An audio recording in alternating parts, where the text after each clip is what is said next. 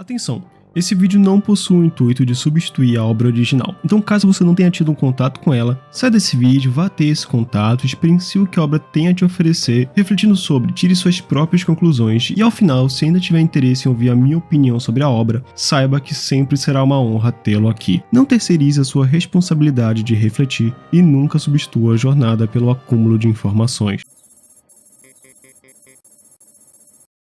Sendo sincero, os últimos lançamentos já não me empolgam tanto assim ao ponto de me fazerem querer ir ao cinema. Porém, um dos lançamentos que eu possuo alguma certa expectativa é a nova animação da Marvel, Spider-Man Across the Spider-Verse. Inclusive, até o lançamento desse vídeo, esse filme já tá batendo na porta, né? E foi justamente por essa certa expectativa que hoje eu decidi simplesmente rever e comentar sobre o filme antecessor a esse lançamento. No caso, estou me referindo ao Spider-Man Into the Spider-Verse, lançado em 2018. Dito isso, bora lá!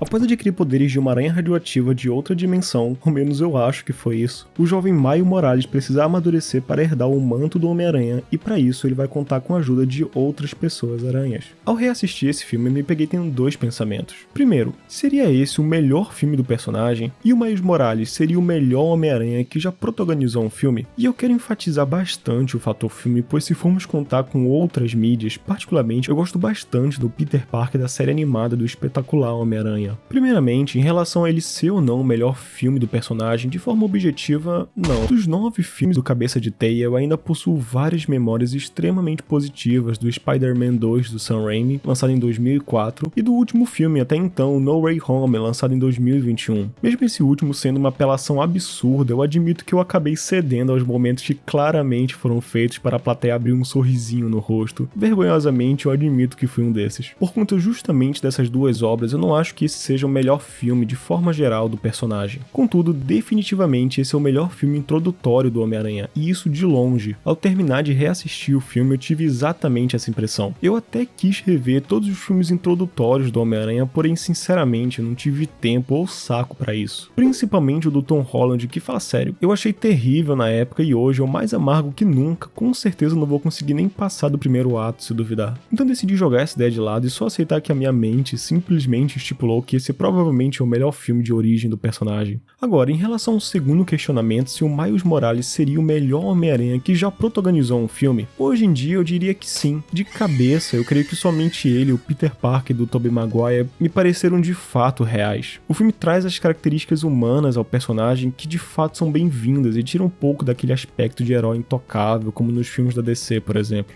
Ao meu ver, ele cumpre bem o papel de parecer um jovem. Obviamente, ele não pode ser um jovem 100% moderno, porque, né? Vou xingar no Twitter hoje muito. Mas o equilíbrio entre parecer um jovem atual e as virtudes de um herói foram bem postas, eu acho. Bem mais que o Homem-Aranha do Tom Holland, ao meu ver. E já que eu não consegui criar um gancho pra falar sobre o roteiro, bora simplesmente pular pra essa parte. A verdade tem que ser dita, o esqueleto desse filme não tem nada demais. É uma jornada do herói bem água com açúcar. Tem até a divisão entre comédia, ação e drama bem do jeitinho Marvel de fazer filme. O que faz ele ser mais que decente é justamente todo o adorno que rodeia esse roteiro água com açúcar, sabe? É como se ele tivesse sido posto em uma caneca bem legal, toda personalizada, ao invés de um mero copinho de mocotó que, sei lá, todo brasileiro que se preste tem. Algo bem legal desse filme foi que desde o início, desde o primeiro ato pra ser mais exato, as regras que regulam o filme foram bem apresentadas e constituídas. Por exemplo, logo no começo temos uma apresentação meio documental, praticamente quebrando a quarta parede, do Homem-Aranha original daquele universo. E esse é um recurso que ocorre regularmente ao longo do filme com os demais personagens, e que reflete e se encaixa perfeitamente na mudança final do protagonista. E além das regras do universo, os elementos-chave e as problemáticas a serem resolvidas nos atos seguintes também foram bem postas nos primeiros 20 minutos. Posso te garantir que não vai surgir uma Kaguya aleatoriamente no final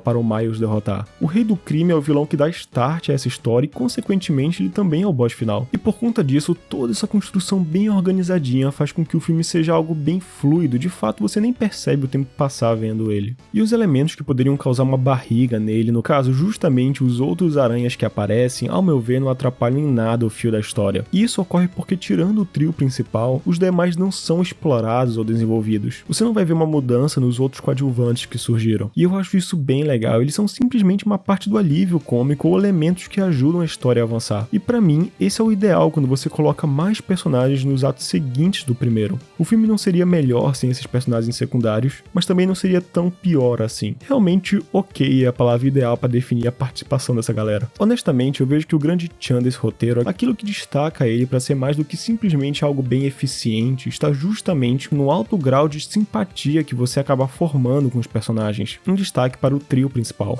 Geralmente, os personagens são a alma de um filme, e nesse caso não seria diferente. A interação e a personalidade do trio principal de Aranhas é excelente nesse filme. Talvez pudesse ter tido um melhor desenvolvimento na problemática da Gwen em relação à amizade e tal. Meio que não existe uma cena significativa que demonstre os impactos dessa problemática nela. E consequentemente também não há um segmento ou uma cena que demonstre uma superação dessa diversidade. Ela comenta que tem essa dificuldade, mas o que nós vemos de fato é que ela interage normalmente com todo mundo ali. Isso não diminui o carisma que a personagem tem, mas eu senti que faltou mais esmero na construção dela. Agora, a relação do Miles com o Peter B. Parker é simplesmente a melhor coisa desse filme. Eu já vou falar da animação, mas eu posso logo adiantar que nem ela supera essa química entre os dois. Diferente da Gwen, as problemáticas dele são postas e desenvolvidas ao longo do filme. Você não é só informado sobre elas, você as vê. Além disso, eu achei de muito bom gosto que as adversidades da dupla estão interligadas. Essa decisão assertiva naturalmente causa um efeito de cascata para a evolução dos personagens.